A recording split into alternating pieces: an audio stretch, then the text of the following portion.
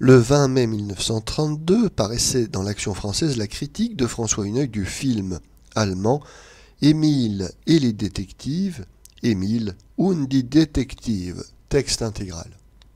La mise en scène de ce petit film de la UFA a certainement été déterminée par le vif succès des jeunes filles en uniforme, après les 100 pensionnaires, les 100 lycéens.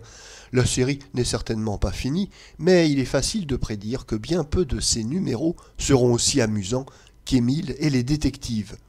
Pour qui sait pénétrer dans la confiance des enfants, leur jeu favori, c'est-à-dire ceux qu'ils créent de toutes pièces et ne mènent que dans un certain mystère, représente un petit univers singulièrement attachant. Les réalisateurs d'Émile et les détectives ont eu l'heureuse idée de faire jouer sur l'écran des gamins aux gendarmes et aux voleurs, mais avec un vrai voleur, ce qui rend cette récréation passionnante pour tous. Émile, un bon petit garçon très éveillé, prend le train tout seul pour la première fois. Il part en vacances à Berlin, porter à son aïeul un bouquet et quelques économies que sa mère modeste, commerçante, lui a confiées. Seul dans le compartiment avec un individu assez inquiétant, il se tient sur ses gardes. Il a cependant l'imprudence d'accepter un bonbon. C'est un somnifère. Au réveil, dans la gare, il est délesté de son pécule. Mais un petit compagnon qu'il rencontre près d'un kiosque décide de l'aider. Une bande d'écoliers est bientôt rassemblée. Ils élisent un conseil de guerre, placent des sentinelles, organisent un service de renseignement, des staffettes reliées par téléphone. Le voleur est pris en filature. L'hôtel où il est descendu, étroitement surveillé par ses policiers de 10 ans. Après de diversantes péripéties, le tire-laine, descendant sur le boulevard, se voit suivi par une horde de gamins. Il rit d'abord, puis s'inquiète, presse le pas, court, s'affole, quand une nouvelle troupe vient lui barrer le chemin.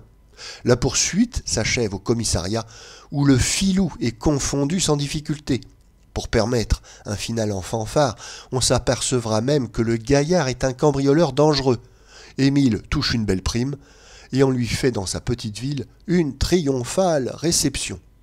Le metteur en scène du film, Gerhard Lamprecht, jouait sur le velours. Le scénario est de ceux qui s'inscrivent tout naturellement sur la pellicule. Parce qu'il est transposé dans un monde juvénile, son ingénuité devient une grâce nouvelle. L'écran, enfin, n'est jamais mieux servi que par les enfants. À un art encore très rudimentaire, il faut des acteurs candides, pour lesquels l'image est un moyen d'expression complet et naturel. Nous ne parlons pas ici des singeries, du cabotinage cruellement innocent que l'on a pu imposer à d'infortunés gamins imitant les tics des grandes vedettes dans La mélodie du petit monde de M. Walter Ruttmann et tant de petits sketchs américains. Les gosses d'Émile et les détectives jouent aux grandes personnes, mais en liberté, d'après leur code secret. Comment les cinéastes n'ont-ils pas pensé plutôt à se faire les complices de ces écoliers? M. Lamprecht, du moins, pour cet essai un peu tardif, n'a manqué ni d'esprit, ni de tact, ni d'adresse. Le film se déroule comme un album. Son découpage est calqué sur les gestes des enfants au lieu de les utiliser à des fins trop subtiles qui en eussent altéré le sens. Quelques déformations et trucages interviennent par nécessité beaucoup plus que par virtuosité durant le brutal sommeil d'Émile. Le compartiment s'étire démesurément en largeur ou en hauteur. Émile se voit suspendu à un gigantesque signal d'alarme pendant que son voleur darde des yeux de feu derrière son journal, subit des métamorphoses dont la bizarrerie s'accroît de tout ce qu'il y a de déjà inquiétant dans le physique normal du lent, long et sournois Fritz Rasp, le merveilleux Smerdiakov des frères Karamazov.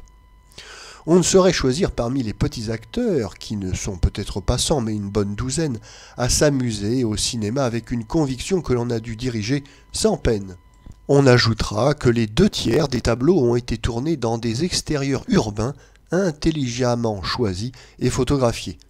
Une simple musique d'accompagnement nous épargne alors les bruits inutiles de la symphonie trop connue des grandes villes.